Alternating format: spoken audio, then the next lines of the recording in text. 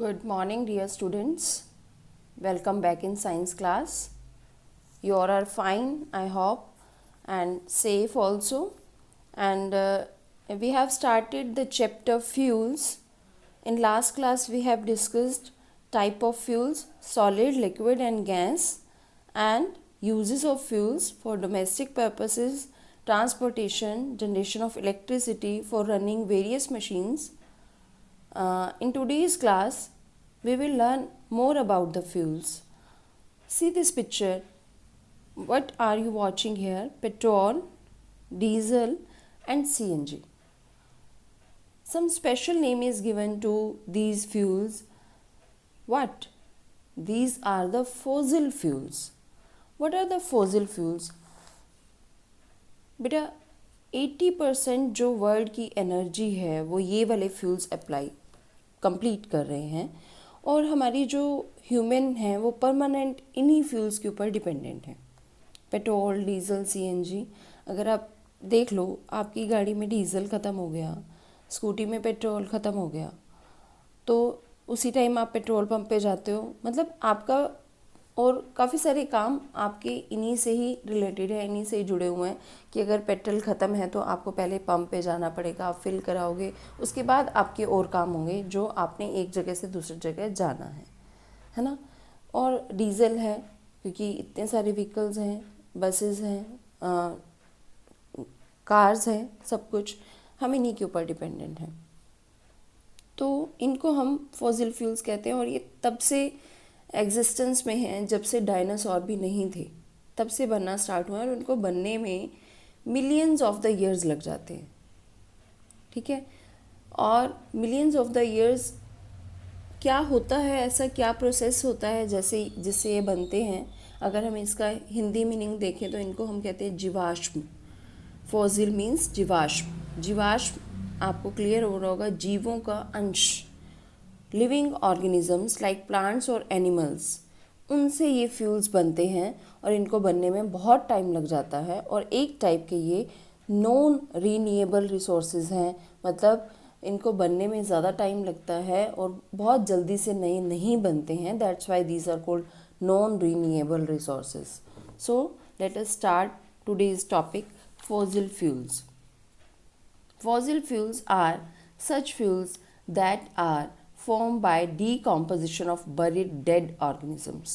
Decomposition means टूटना, छोटे parts में टूटना डेड ऑर्गेनिजम्स का।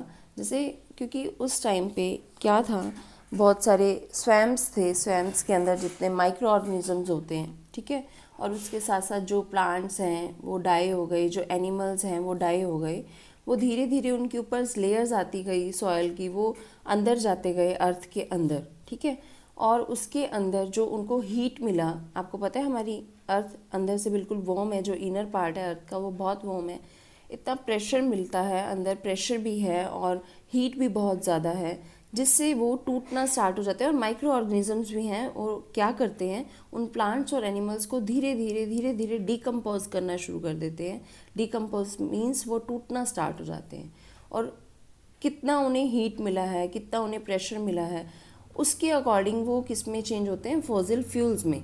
अगर हीट और प्रेशर थोड़ा कम मिला है तो वो किस में चेंज होंगे, सबसे पहले कोयला जिसको हम कहते हैं। उसके बाद ज़्यादा हीट और प्रेशर मिलेगा तो वो लिक्विड में चेंज होंगे, जिससे क्या बनेगा, पेट्रोलियम, जिसको हम क्रूड ऑयल भी कहते हैं। और अगर और भी ज़्यादा हीट और प्रेशर मिलेगा तो वो गैस में चेंज हो जाएंगे। जो गैस है इन्हीं पाइपलाइंस के ऊपर, जहाँ से हम पेट्रोल डीजल निकालते हैं, ऊपर ही जो गैस है वो फिल्ड होती है, जिसको हम कहते हैं नेचुरल गैस। क्या कहते हैं, नेचुरल गैस। तो ये भी वहीं ही प्रेजेंट होते हैं और इनको हम फॉसिल फ्यूल्स कहते हैं। इसका मतलब है दबे हुए। क्यों? क्योंकि हमें इन्हें पाइपलाइंस लगानी पड़ती हैं, अंदर से बिल्कुल प्रेशर से ये निकलते हैं, ठीक है। Fossil fuels are such fuels that are form by decomposition of buried dead organism, plants and animals. और इनको बनने में कितना टाइम लग जाता है, मिलियंस ऑफ द ईयर्स। वही मैंने आपको बताया, जब डायनासोर ख़त्म हो चुके थे उससे भी, उनकी एग्जिस्टेंस से भी पहले के ये बनना स्टार्ट हुआ है और इनको कितना टाइम लग जाता है। इसलिए हम क्या कहते हैं कि इनको कंज्यूम कम करना चाहिए, सोच समझ के कंज्यूम करना चाहिए, वेस्टेज नहीं करनी चाहिए। और मेन जो फॉसिल फ्यूल्स हैं वो कौन कौन से हैं? Coal, petroleum and natural gas. These three are the main fossil fuels. Coal forms from dead plants and material, whereas crude oil and gas form from dead marine organisms. जो crude oil है, petroleum है, वो mainly ऐसे organism से बना है जो सी के अंदर, ओशियंस के अंदर जो ऑर्गेनिजम्स हैं वो डाई हो गए. और आपने सुना भी होगा कि मैक्सिमम जो पेट्रोलियम के हैं जो सोर्सेज हैं वो ओशियंस के आसपास ही होते हैं. क्यों? क्योंकि ये इन्हीं ऑर्गेनिज्म से बने हैं. वो डाई होके जैसे वो बरीड होते हैं तो वहाँ उनकी जो डिकम्पोजिशन होती है मेरीन एनिमल्स की, जो सी एनिमल्स होते हैं, उनसे पेट्रोलियम और नेचुरल गैस, पेट्रोलियम के साथ ही हमें नेचुरल गैस मिलती है उसी सेम स्पेस से. कोल फॉर्म्स फ्रॉम, अभी मैंने आपको बताया. नेक्स्ट देखिए, we dig deep mines to take out the coal from the earth. The place where coal is found are called coal fields. Coal mines, जो खदानें होती हैं जिनको हम माइंस कहते हैं, हमें बहुत डिग करनी पड़ती हैं और वहाँ से हम कोयले को निकालते हैं अर्थ से. और कोल मैक्सिमम यूज़ होता है, चीपेस्ट सोर्स है कोयला, और उसको जलाने के बाद भी हमें काफ़ी सारे बाई प्रोडक्ट्स उससे मिलते हैं जो बच जाते हैं. ठीक है, उसका भी हम यूज़ करते हैं as a source of energy. तो जहाँ पे भी ये हमें मिलते हैं कोयला, जहाँ पे भी हमें मिलता है, सबसे पहले जो ट्रेन्स चलाने के लिए हम कोयले के ऊपर ही सबसे ज़्यादा डिपेंडेंट थे क्योंकि ये चीप सोर्स है. और फैक्ट्रीज़ के अंदर मशीन्स को चलाने के लिए, मशीन्स रन करने के लिए भी हम कोयले का यूज़ करते थे. मैक्सिमम जो यूज़ है हम इन्हीं फॉसिल फ्यूल्स का करते हैं क्योंकि इंडस्ट्रियल रिवोल्यूशन है या मशीन रनिंग है, ट्रांसपोर्टेशन है, इलेक्ट्रिसिटी प्रोड्यूस करनी है. तो 80% जो हमारा एनर्जी का सोर्स है वो इन्हीं फॉसिल फ्यूल से ही कंप्लीट होता है. कुकिंग के लिए भी हम यूज़ करते हैं, नेचुरल गैस हम यूज़ कर रहे हैं, fossil fuel. Unlimited use of fossil fuels is not only depleting their sources. मतलब जो हम अनलिमिटेड यूज़ कर रहे हैं फॉसिल फ्यूल्स का, वो धीरे धीरे उनके सोर्सेज को क्या कर रहा है? डिप्लीट कर रहा है. और साथ साथ एनवायरमेंटल प्रॉब्लम्स भी कर रहा है. एयर और वाटर पोल्यूशन है वो इसी रीज़न से हो रहा है कि हम बहुत ज़्यादा इनका यूज़ कर रहे हैं. मैक्सिमम अनलिमिटेड जिसको हम कहते हैं, बहुत ज़्यादा यूज़ कर रहे हैं, जो हमें नहीं करना चाहिए. आज हमें अगर एक स्पेस से दूसरे स्पेस पास में भी जाना है अपने घर के, तो हमें स्कूटी चाहिए. हम बिना स्कूटी के नहीं जाते. और पहले क्या होता था? पैदल जाते थे, मैक्सिमम साइकिल्स पर जाते थे, जितना पॉसिबल हो सकता था पैदल जाने की कोशिश करते थे. बट अब जो एक छोटे बच्चे से लेके बड़े तक सब डिपेंडेंट है. मैक्सिमम लोग पैदल नहीं चलना चाहते हैं. तो और उसके साथ साथ हम वेस्टेज भी बहुत करते हैं स्कूटीज़ में, और वैसे भी वेस्टेज भी बहुत करते हैं फ्यूल्स की. तो ये फ्यूल्स अनलिमिटेड यूज़ हो रहा है और हमारी डिमांड्स बढ़ती जा रही हैं, जिससे फैक्ट्रीज़ बहुत बन चुकी हैं. और फैक्ट्रीज़ बनाने के लिए भी, फैक्ट्रीज़ में मशीन्स रन करने के लिए भी इन्हीं फ्यूल्स का यूज़ हो रहा है, जिससे बहुत ज़्यादा एनवायरमेंटल पॉल्यूशन हो रहा है. और एयर और वाटर जिसमें हम रह रहे हैं, और वही एयर हमें पॉल्यूटेड एयर हमें ख़राब कर रही है और काफ़ी सारी डिसीज़ेज़ होती हैं. सो हमें क्या करना चाहिए? इनका यूज़ कम से कम करना चाहिए. आगे हम डिस्कस करेंगे कि फॉसिल फ्यूल्स यूज़ ना करके और हम ऑल्टरनेट सोर्स क्या कर सकते हैं. So come to the next topic, sources of energy. हम सोर्सेज ऑफ एनर्जी को 2 टाइप्स में डिवाइड कर सकते हैं. First is the renewable source and second is the non renewable resources. Renewable means what?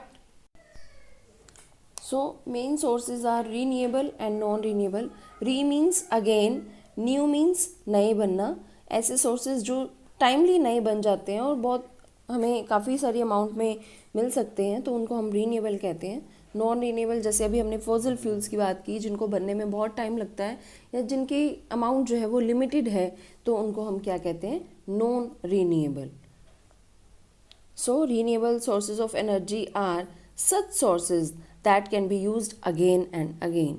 जैसे कि एयर है, एयर से बनने वाली एनर्जी, वाटर से बनने वाली एनर्जी, सोलर एनर्जी, जो आपको बहुत सारी अमाउंट में कभी भी मिल सकती है, तो इनको हम क्या कहते हैं?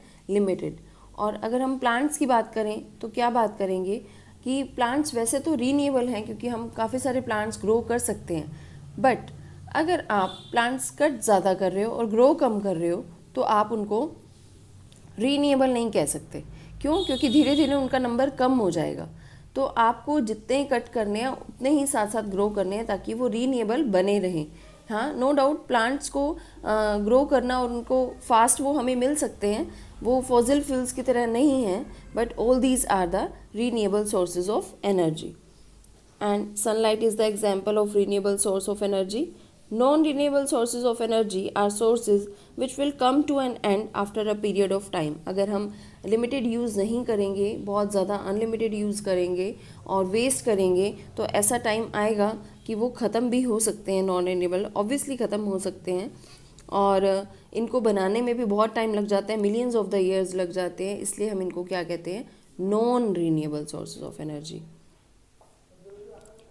एंड इनके जो यूज़ हैं, मतलब जो सोर्सेज हैं वो कौन कौन से हैं? ज़्यादातर हम यूज़ कर रहे हैं CNG and LPG are being use these days.